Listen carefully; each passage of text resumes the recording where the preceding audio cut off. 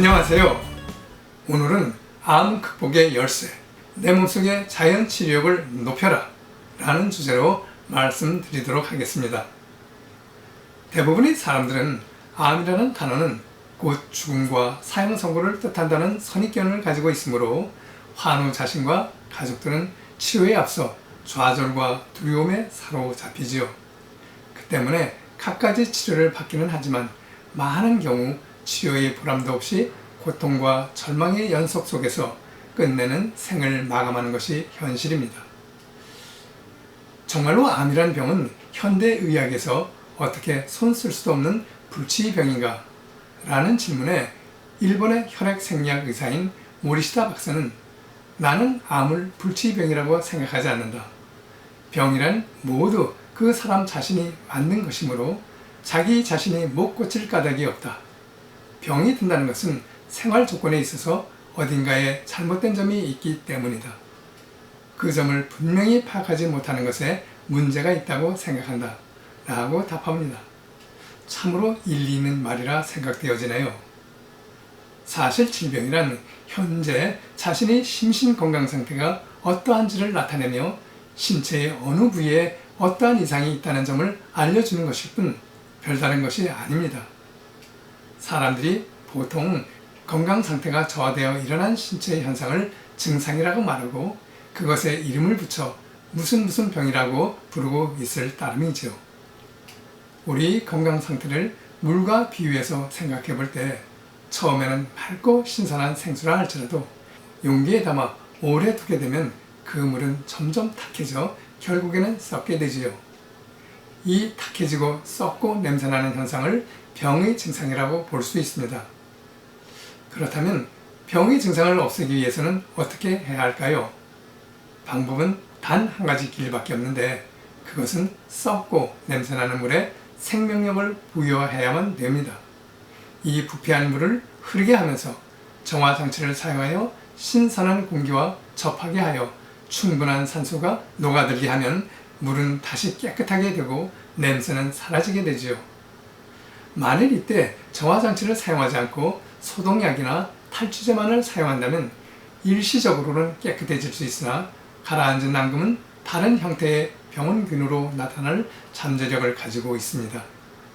때문에 주사나 약물은 경우에 따라 필요한 것이긴 하지만 몸 안에 잠재하고 있는 자연 치유력을 도와주는 선에서만 사용해야 할 것입니다. 그러므로 암을 이기는 비결로 가장 중요한 것은 내 몸 안에 내재되어 있는 자연의 의사, 즉 자연 치유력을 높이는 데 있습니다. 그렇다면 어떻게 해야 할까요? 자, 지금부터 내 몸속에 잠자고 있는 자연 치유력을 깨우기 위한 방법을 알아볼까요? 첫째, 암을 이겨낼 수 있다는 마음가짐입니다. 건강의 고마움을 충분히 깨닫고 건강이란 자기 자신의 일이지 결코 남의 일이 아니란 사실을 이해하는 것이죠. 의사나 약사가 투약하는 약의 도움도 필요하지만 치료는 어디까지나 환우 자신의 일이기 때문입니다. 어떤 의서에 다음과 같은 내용의 글이 쓰여져 있던 것이 기억나네요. 환우의 병은 단지 외부로부터 온 것일 뿐 환우 자신의 책임은 아니라고 생각하며 치료에 임하는 방법은 일시적으로 대증요법적 치료는 될 수 있으나 병의 근본적인 치료는 될 수 없다. 질병의 발생은 전적으로 환우 자신에게 책임이 있으며 지금까지 자신의 생활 방식에 문제가 있는 것이라고 깨닫기 시작할 때 비로소 병마로부터 해방되는 길이 열린다. 옳은 말입니다. 그러나 현대인들은 의사나 약사나 환우할 것 없이 모두가 질병 치료에 있어서 합성 화학약물 투여나 수술에 의지하려는 경향이 짙지요. 이러한 까닭에 우리 몸속에 내재되어 있는 자연 치료력 회복을 통한 치유 방법을 택하기보다는 병소를 도려냄과 동시에 고단히 약물요법이 행해지고 있는 것이 아닌가 생각됩니다. 둘째, 섭생의 중요성을 깨달아야 합니다. 대부분의 질병은 섭생을 무시하고 절제하지 않고 아무렇게나 행동하고 먹고 마셔서 얻어진 것이기 때문에 섭생에 유의하여 생활을 한다면 건강이 다시 돌아온다는 것은 당연합니다. 섭생이란 양생, 즉 생명력을 기르는 것인데요. 생명력의 근원은 맑은 공기와 신선한 물, 덜 조리된 자연식과 무한한 태양 에너지, 그리고 병을 이기겠다는 강한 투병 의지인 정신력이 있으며, 이들 자연의 힘이야말로 생명력을 높여주고 치료에 있어 절대적인 영향력을 가지고 있음을 알아야 합니다. 셋째, 부득이 약을 투약할 경우에는 다음 두 가지 사항을 주의해야 하는데요.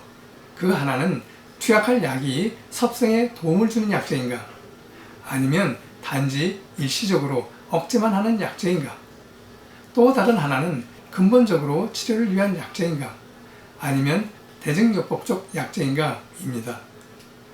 특히 현대의학에서 난치병이라고 일컫는 만성질환이나 성인병 치료를 위해 근본적인 치료는 생각하지 않고 단지 일시적인 개선을 목적으로 약제를 장기간 투약할 경우 이에 따르는 약물 부작용과 인체에 미치는 역효과도 무시할 수 없는 문제 중 하나인데, 아무리 뚜껑을 덮고 덮어도 썩고 냄새나는 것은 언젠가는 새어 흘러나게 마련이죠.